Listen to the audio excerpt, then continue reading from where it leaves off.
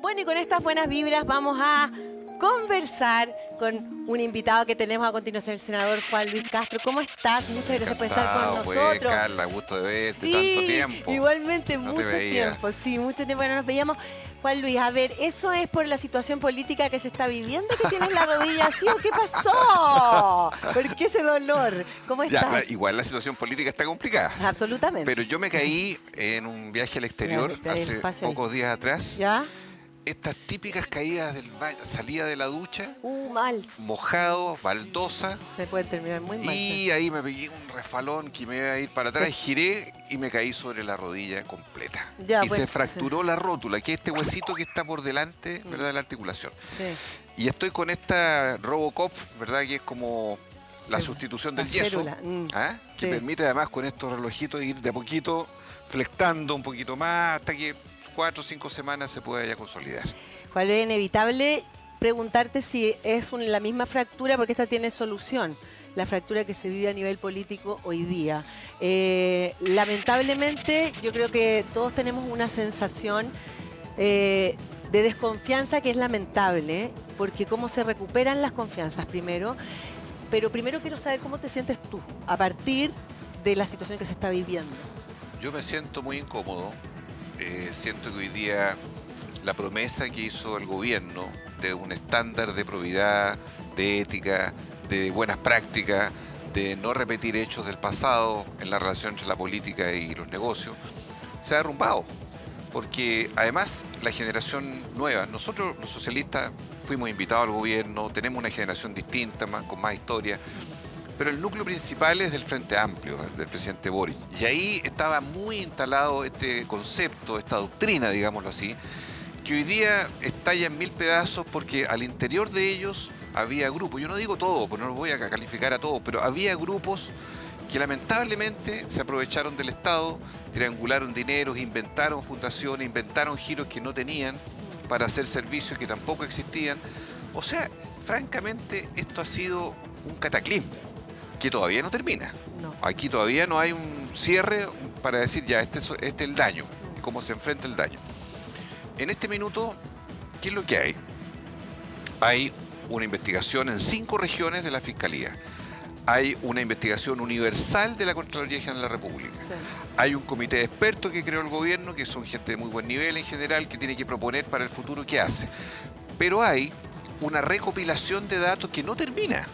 Por eso la prensa, gotera a gotera, aparecen casos en distintos lados, algunos verosímiles, otros en estudio, pero finalmente esto es muy erosivo, porque la confianza en el presidente, la confianza en el gobierno se desarma cuando algo que toca la línea de flotación de lo que es, yo diría, los preceptos de un gobierno se cae, porque era justamente la novedad, lo más importante, que era un mundo joven, prácticas nuevas, dejar atrás todas las cosas malas de la política y mira cómo nos encontramos hoy día, 1 año y medio de gobierno. Sí, bueno, lamentablemente para las personas que creían en ellos, es bien complejo lo que se debe estar sintiendo hoy, y por otro lado también uno ve un aprovechamiento político que es inevitable, ¿cierto? De la oposición, y que es lamentable verlo.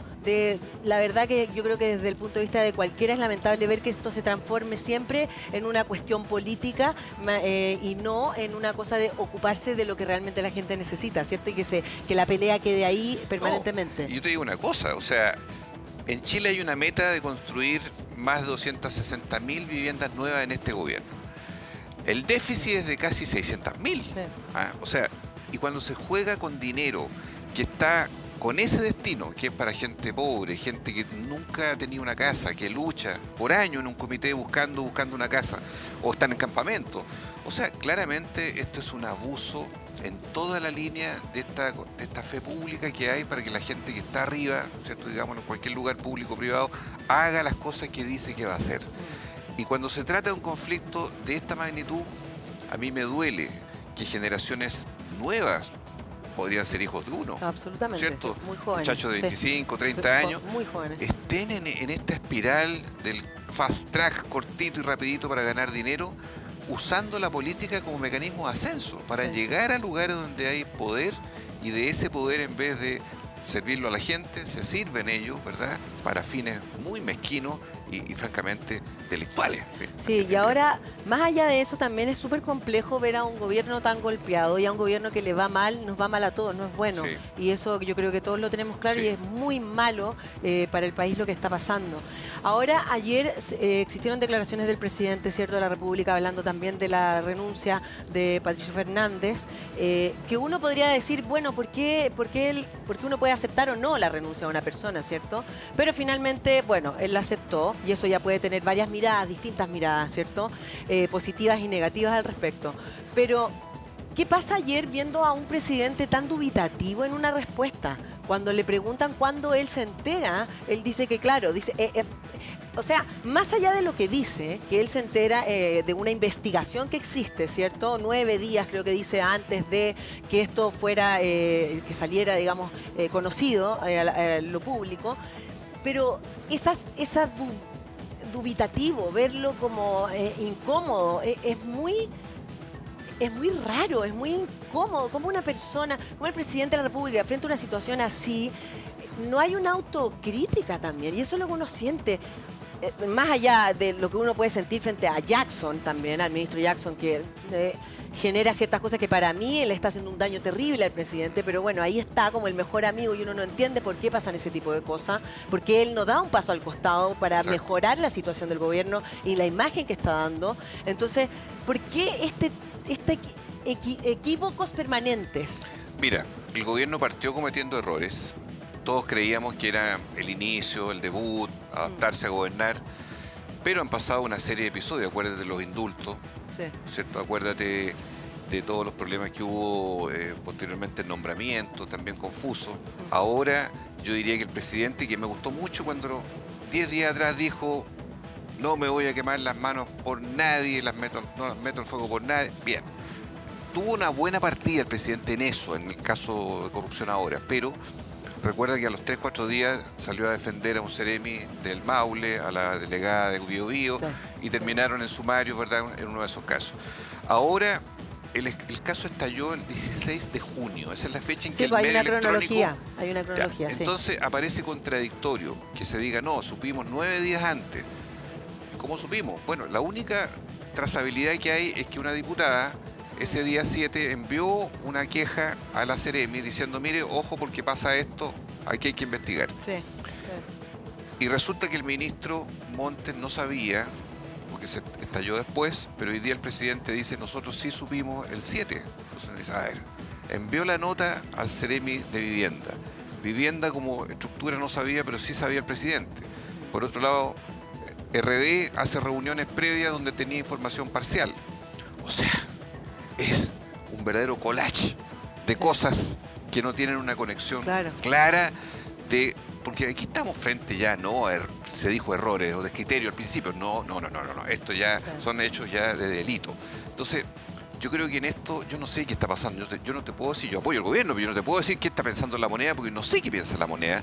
Pero sí veo este festival de declaraciones contradictorias que solo confunden más, que solo a la gente le queda la percepción de que para dónde vamos, estamos a la Claro, deriva. otra vez más, sí. ¿Qué hay? Sí. ¿Por qué no hay un relato común y hay un perímetro, un borde que diga: ya, esto partió aquí y esto termina o va acá? Y esta es la secuencia de los hechos.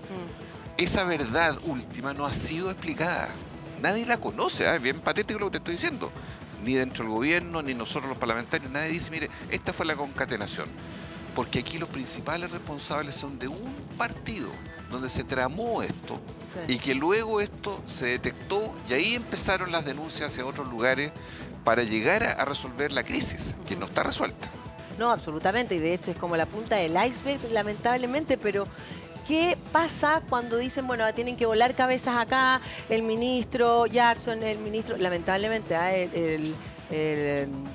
el ministro de Vivienda, ¿cierto? Que uno dice, Sí, claro, es claro. un tipo que uno Y no nosotros duda lo- de él, o sea, porque los más jóvenes, pero y también se ha planteado una conversación que es bien interesante, que tiene que ver con cómo se vuelven a tener, porque cuando se rompe una copa de cristal no hay cómo recuperarla, porque ya Exacto. tú la pegas y queda, ¿cierto? Queda horrible. Tú puedes pegar algo, pero cómo lo reconstruyes desde el principio, y no solamente porque tú pierdes credibilidad frente a todo. Cuando es lamentable, todas las personas hemos cometido 800 errores y tenemos posibilidades de pensar una cosa un día y al otro día retractarnos de aquello porque cambiamos permanentemente, ¿cierto? Pero cuando tú estás en política y eres presidente de la República, representas a un país, tú tienes que atender a tu familia, que es una familia. Tú no puedes estar permanentemente teniendo este tipo de errores y después decir algo y sentir que todo el mundo te cree, porque no, lamentablemente tú dudas de absolutamente todo. Las cosas que pasaron con el tema del manejo, ¿cierto?, de la influenza, del sincicial, que tuvo que le costó la salida al subsecretario de la época. Subsecretario, que finalmente tú dices, bueno, ya, es el subsecretario, pero ¿qué pasa con la ministra? Pero qué pena tener que decir que lamentablemente quizás los ministros no tienen información total de aquello, porque no son los que están a cargo de todas las personas, ¿cierto? Pero uno lamentablemente termina mirando al que está arriba, al mando. El ministro Montes fue ayer al Senado, creo que tuvo un planteamiento bastante claro, la gente lo vio. Él es un hombre probado, correcto, o sea, ¿quién va a decir algo de Montes? A lo más se puede decir, oiga, usted tiene que controlar la situación, usted fiscalizó aquí, pero nadie le va a decir, usted está metido en algo raro. No. Ahora, en el caso de Giorgio Jackson, con el cual he tenido diálogo en estos días en el Congreso, yo creo que él es el líder natural de RD. Él creó el partido, él tiene una amistad con el presidente. Yo creo que ahí es necesario, dentro de este conglomerado, que haya más explicitación de la verdad, de los hechos, que se diga con mayor claridad. Y si se va a focalizar, es decir, mira, aquí hubo un grupo de gente que robó, ya digan, clarifiquen, ahí está. Porque hoy la sensación es que es una trama extendida, que tendría tentáculos en muchas partes. Esa es la imagen que tenemos todavía. Exacto. La justicia, bien, pero demora. Carla, los casos muy bullados, los casos Penta, los casos SQM son años. 2 años, 3 años, 4 años, entonces no. No, y hoy día todavía están podemos ahí esperar. Y se hace, y más encima acusan a hoy día, se ponen del lado de las acusaciones cuando todavía hay personajes de ese tiempo que están desfilando todavía en juicios orales. En libre plática. Exactamente. No, por eso yo creo que aquí en lo político se requiere que el gobierno ordene esta crisis. Yo no digo que la elimine, no. La crisis está, pero ordenemos esto. O sea, por favor, cuéntenos a todos la historia de pe a pa. Cuéntenos quiénes son los responsables y dónde están los focos. Claro, díganos cuáles fundaciones aquí están exentas de todo, porque yo no voy a meter a los bomberos de Chile en esto, que reciben dinero. Sería lamentable que no voy a meter a la Teletón en esto, por favor. Y así tantas malas de la pobreza, techo, qué sé yo. Pero sí han habido grupos que se han articulado a última hora, los últimos años. Por eso me parece bien que investiguen desde el 2019, 2020. Está bien, perfecto, no hay problema. Pero en lo de hoy, el gobierno tiene que responder por aquellos que hoy día tienen que ser o marginados o sacados de cargo. Por ejemplo, en el Maule, yo por mí habría sacado a ese Seremi al tiro. Absolutamente. Yo no puedo tener duda de alguien que le deposité mi confianza. Que es distinto que me dice, oiga, ese funcionario de carrera cometió un error, hágale sumario. Perfecto, de carrera ya. Pero si yo te nombro a ti, porque tú me das confianza y tú ya entraste en una penumbra en que ya no sabemos si tú dijiste la verdad o no, yo te tengo que sacar. Indistintamente de lo que hagas, porque es el gobierno el que tiene que responder. Entonces, ahí está el foco, a mi juicio, que hay que delimitar ahora. Sí, ¿no? Y por otro lado también da una respuesta a lo que ha pasado con las votaciones de nuestro país, ¿cierto? Que pasaron como de una izquierda extrema o ahora somos todos de derecha. Entonces, porque finalmente lo que está provocando es tú ya no estás con un gobierno o con otro, o con un partido con otro, sino que tú dices, bueno, ¿quién me va a representar? ¿Quién va a hacer lo correcto? ¿Por quién yo voto hoy día? ¿A quién elijo? Mira, es muy pendular el mundo, Carla. Mira Estados Unidos cómo está. Sí, si la elección fuera hoy, ganaría Trump, tranquilo, ¿verdad? Parece que tiene más de 30 querellas encima. Mira Brasil, de Lula, Dilma, Bolsonaro, vuelta. Bueno, es claro que es un hecho que está pasando a nivel... Exacto, hay mucha fragilidad en la política. Desgraciadamente hay caudillismo, populismo, efectismo. Entonces yo creo que hoy día la política administra climas. Climas determinados, climas de sensaciones. Por ejemplo, la inseguridad cuando fue la elección en mayo, había un clima y ese clima se reflejó. La gente dijo, ¿dónde están los que tienen posición clara contra el delito? Acá. Y la gente votaba, gente que no era ni política ni nada, decía, no, estos gallos son los que me identifican porque yo estoy cabreado de la delincuencia. son momentos, pero esos momentos tienen que tener una conducción. Mm. Y los gobiernos no entran ni salen cada rato, son 4 años. Estamos en la mitad Es que eso le puede del quedar gobierno. casi 3 años. Lógico, por lo tanto, aquí se requiere seriedad, responsabilidad, porque si a un gobierno le va mal, nos va mal a todos. Si la economía está débil, a todos nos afecta. Necesitamos recuperar inversión, que la gente crea en nosotros. Necesitamos que la estabilidad en seguridad sea de verdad. Necesitamos que la gente de clase media llegue a fin de mes, porque está hasta aquí con las deudas, Sí, ¿verdad? sí. Estamos en invierno, necesitamos que no haya más brotes respiratorios. No, y puede venir otro desbordados. temporal. Recién hubo una situación y estamos recién partiendo el invierno. O sea, certezas. La gente no puede vivir en la incertidumbre No, todo el nadie, día. con ninguna Todo el cosa. mundo rehuye la incertidumbre. Ya tenemos muchas cada uno en nuestra familia. Todos vivimos nuestros propios dramas. O sea, pero el gobierno tiene que generar un camino. Ese es el propósito que nosotros le pedimos insistentemente al presidente. Porque el presidente, que es un hombre joven, yo creo que bien intencionado, pero rodeado de pronto de gente que, no sé, lo de Pato Fernández. Pato Fernández es un tipo... ¿Quién va a decir que Pato Fernández es de derecha? No, o que fuera exactamente, pinochetista. no, y aparte Nadie. mira, Pato y en Fernández ese por dar punto- una opinión en Absolutamente, libertad, sí. una opinión propia, una opinión que no tiene que ver con menoscaba a democracia nadie, no ninguneaba a nadie. Lo motejan de ser casi un traidor a la izquierda chilena. No, sí, fue atroz. Y eso es un radicalismo que no tiene límite, Sí. que yo no lo comparto. Yo en esto he estado con Fernández, yo lo apoyo, me parece que fue un exceso por todos lados. Y no podemos llegar al 11 de septiembre a conmemorar 50 años anclados exclusivamente en la tragedia que ahí ocurrió. Y solo mirando amigos y enemigos, amigos y enemigos. A sí. 50 años me parece que Chile merece algo más que eso. Sí, no, y sabéis que bajo ese mismo punto, yo creo que hay una situación que tiene que ver con que, a ver, hay allendistas para siempre y hay pinochetistas para siempre, y eso Claro, hay que hay que aceptarlo. respetarlo. Frente a eso, hay algo que es un consenso que se debe llegar, y es que nunca más se cometan las atrocidades que se Claro. cometieron, ¿cierto? Y eso sí está claro. Y nunca más usar la violencia Y ni la vía armada para conquistar el poder. Absolutamente. Esa es una posición, pero si hoy día la conmemoración de los 50 años sigue dividiendo y poniendo este tipo de situación, es muy... Entonces tú dices, bueno, por eso es tan importante la nueva Constitución también. Bueno, y por eso algunos que la han menospreciado, yo la valoro. Yo creo que el Totalmente. comité de expertos ha dado un Sí. buen trabajo. Ojalá sea con el mayor silencio posible, porque hay gente que dice, no hay debate. No. No, mejor, Si por esto, favor. esto no es para que haya fuego artificial y nada. Estas son las reglas para muchos años. No es un programa de gobierno, que fue el error la vez anterior, que creía que se escribía un programa de gobierno. No, estas son las reglas permanentes. Y por eso yo confío en que, sea como sea, lleguemos a fin de año y aprobemos el nuevo texto que nos van a proponer. Sí, por favor. Senador, vamos a seguir conversando contigo, pero ahora vamos a hacer nosotros una pequeña pausa y yo antes les quiero dar un dato. Vamos a seguir conversando, por supuesto, con Juan Luis Castro, el senador, y estamos, por supuesto, conversando de todo lo Me que está gustó ese pasando. sushi, ¿eh? Vamos a probar. Es rico, no, es más, Vamos a es probar. muy, muy rico. Y aparte que es de unos amigos míos que es un matrimonio que de verdad se come muy, muy rico. Tiene una carta fusión deliciosa. Bueno, ¿y cómo se avanza en estos momentos? ¿Cuáles son? Aparte que ayer, bueno, Camila Vallejo habló, por supuesto, la vocera del gobierno, y dijo una frase que a mí igual me llama la atención en algún sentido, porque dice, nosotros no funcionamos ni hacemos cambio de gabinetes según lo que diga la oposición. Claro, claro. Evidentemente que obviamente cuando no funciona, el gobierno no debe Claro. funcionar así.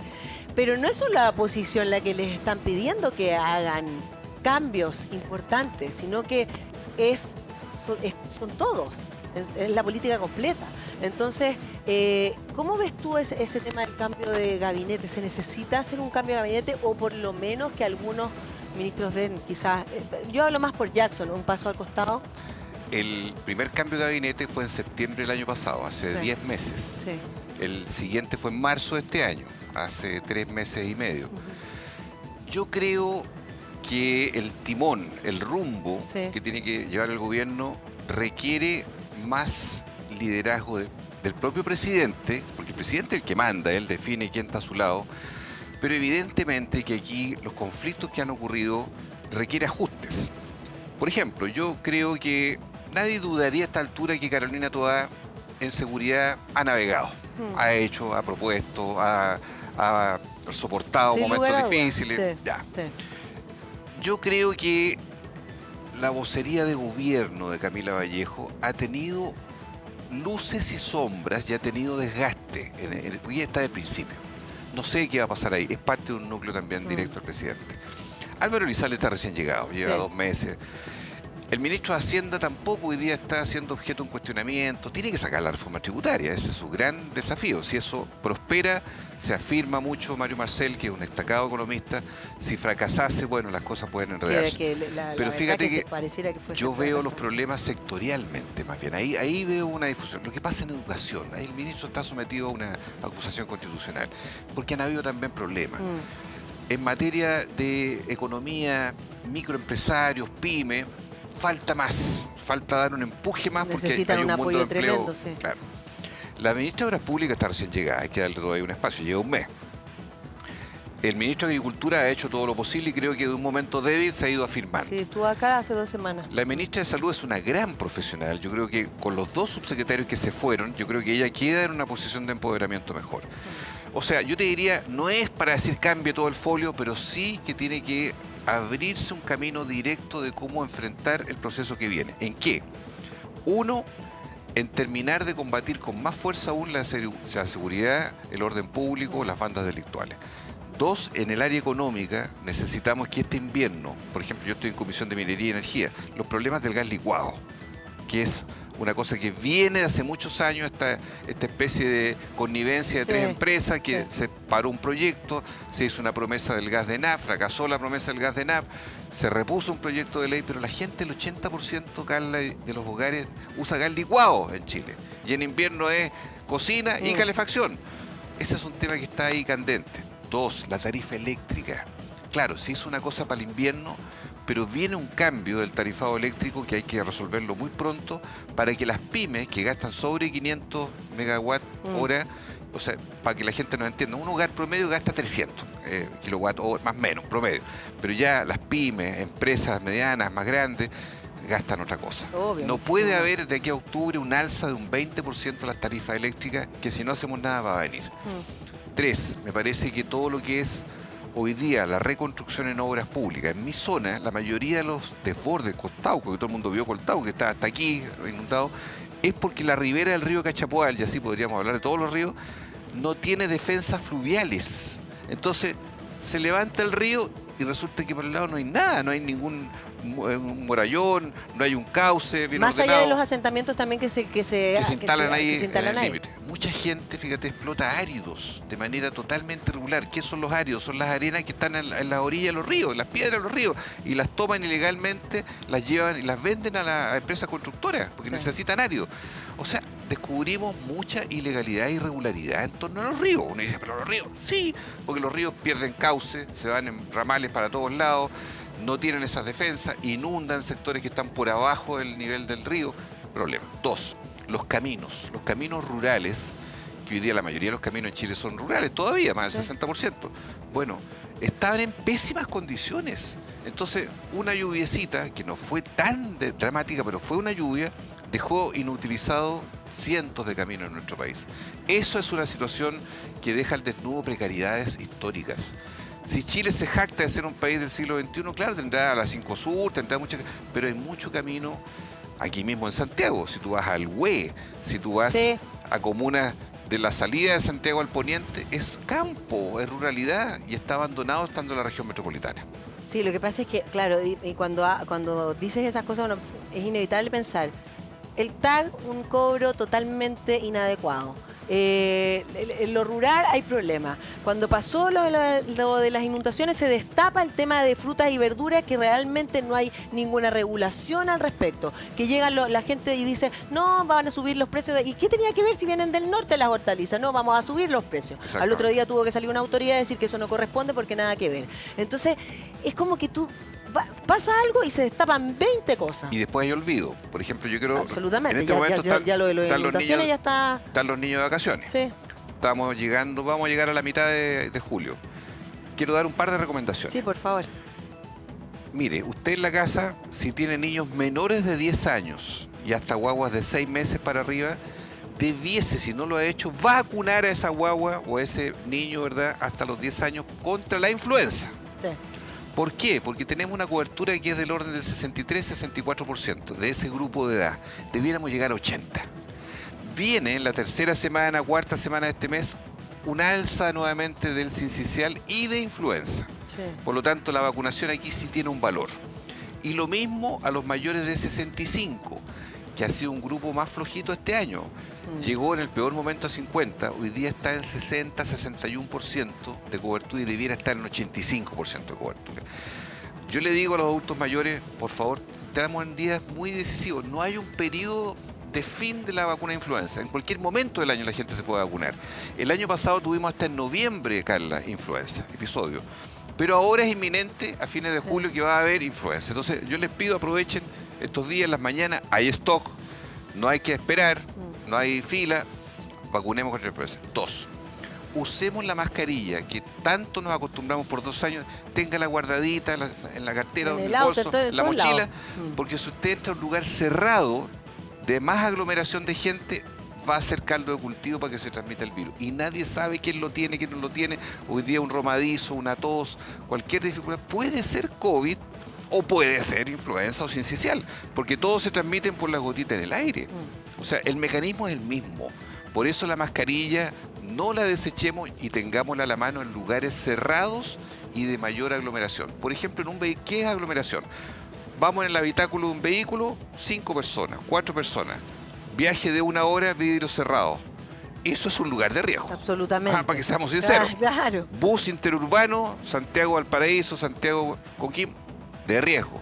Mall, centro comercial, cumpleaños. Sí, estaba pensando en eso. Llegaron 20 niños, la los familia, papás, toda junta. Más ahora en invierno que nos estamos encerramos. en julio, todo encerrado, que la estufa y lo demás.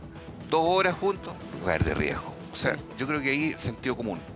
El sentido común tiene que acompañarnos porque es la mejor barrera para impedir el contacto directo de gotitas con infecciones virales. Hablando de la salud, ¿cómo está la situación con el tema de las ISAPRES? Buen punto. Sí, porque hemos, con tantas emergencias, cosas, sí. situaciones en la política y todo, uno va como abandonando lo que está pasando. Que... Mira, hemos perseverado, se está tramitando el proyecto de ley, hay un buen ambiente de diálogo, te diría yo. Hemos formado un comité técnico. El lunes está la ISAPRE, están 2 grandes institutos, la Facultad de Economía de la Chile, Espacio Público, está el Ministerio de Hacienda, Salud, la Superintendencia, y se inició un camino de identificar el escenario económico real de las ISAPRES del presente y del futuro, porque es muy importante darle reglas claras al sistema, y cómo se cumple el fallo en ese escenario. Nosotros tenemos un plazo tentativo de aquí a fines de agosto para poder llevar a la sala del Senado el proyecto y que logre pasar al segundo trámite, porque fatalmente al 30 de noviembre tiene que haber reglas nuevas, para que la gente sepa. El 30 de noviembre empieza a regir el fallo de la Suprema, de ahí para adelante. Por lo tanto, la ley tiene que estar antes del 30 de noviembre, con 3 objetivos. Que se cumpla la sentencia, obvio, que el sistema tenga sustentabilidad económica. A nosotros no nos interesa una gran sentencia y vayan quebrando las ISAPRES una tras otra en el camino. No nos interesa que se mantengan vivas, claro, con reglas nuevas hacia el futuro. Absolutamente. Y 3, que ninguna persona, los 3 millones que está en ISAPRE hoy día, se sienta o desvinculada del sistema, o que pierda cobertura, o que le expulsen, o que su ISAPRE quiebre, o que deje de tener prestaciones. O sea, que haya en ese sentido capacidad de mirar el escenario real de las personas que están en el sistema. 3 millones. Pero fuera del sistema, si vamos a una clínica, hoy día las clínicas, Carla, el 40% de una clínica son usuarios FONASA. Las clínicas son acreedores de las ISAPRES también. Son casi 500.000 millones de pesos. Entonces, esta es una cascada. Claro, si las ISAPRES fueran una burbuja aislada de todo, bueno, ya será la suerte de ellos. Pero aquí están las ISAPRES, las clínicas que atienden 5 millones de personas de FONASA, que no nos podemos dar el lujo de que sean golpeadas también por esta crisis. Sí. Las clínicas atienden a millones de chilenos, jugaron un rol en la pandemia enorme, se integró el sistema público-privado. Entonces, mi tarea es llegar a un punto de equilibrio. Vamos a construir una mayoría. Yo veo buen ambiente en mis colegas de oposición, con el gobierno. Veo hasta el momento que vamos navegando en un propósito constructivo. Poco ruido estamos haciendo, pero vamos avanzando en el acercamiento de posiciones. Juan Luis, y finalmente se llega a aclarar lo que significó el fallo, que el fallo, algunos expertos dicen que finalmente se le va a pagar solo a los que querellaron, a los que hicieron la querella, que serían 6 o algo así. Claro, la Corte la Corte aclaró cuando se hizo toda esta polémica, aclaró finalmente que lo que hace el fallo es lo siguiente. En Chile hay 7 ISAPRES. todas han tenido clientes que las han demandado en la justicia, todas. Entonces lo que hizo la Corte fue seleccionar casos de cada una de las ISAPRES, los escuchó en audiencia, falló, y ese fallo en lo que dice relación con la aplicación de la tabla de factores nueva, dice, mire, usted haya venido a reclamarme o no, para todos los afiliados de su ISAPRE, que se cambió su tabla de factores, si esa tabla nueva que nosotros decimos, una tabla específica, se deduce una baja en el precio, usted va a tener una rebaja en el precio y por lo tanto una devolución en el tiempo. Si usted quedó igual, quedó igual. Si usted quedó al alza, nosotros le decimos que usted no puede quedar al alza y mantiene el precio actual, no va a ir al alza. Eso es el fallo de la Suprema. Sí. Bueno, se discutió jurídicamente si eso era un fallo general o no, Claro, un debate si era jurídico. particular o claro. Pero finalmente lo que queda de esto, y es lo que va a pasar con el fallo de la prima del auge, la prima GES, que viene ahora, viene a fin de mes, que no sabemos cómo va a quedar, pero en definitiva hay aspectos generales que se recogen del fallo, que son más o menos que afectan a 600.000 contratos o jefes de hogar, digámoslo así. Sí, y que lo importante es que supuestamente se devolverían en prestaciones después. En prestaciones, en algunas en dinero, otras en mejores de planes, porque no todo es un cheque a pago directo. Eso sería Y un va a ser engaño pensar que va a ser y así. va a ser en una gradualidad pactada, cosa que no genera un impacto de un día para otro. Sí. Juan Luis Castro, te queremos agradecer por estar con nosotros. Encantado, Muchas gracias. muy agradable haber estado contigo en este programa. Muchas gracias, te esperamos tener prontamente también acá. Muy Gracias. amable, gracias a ti. Bueno.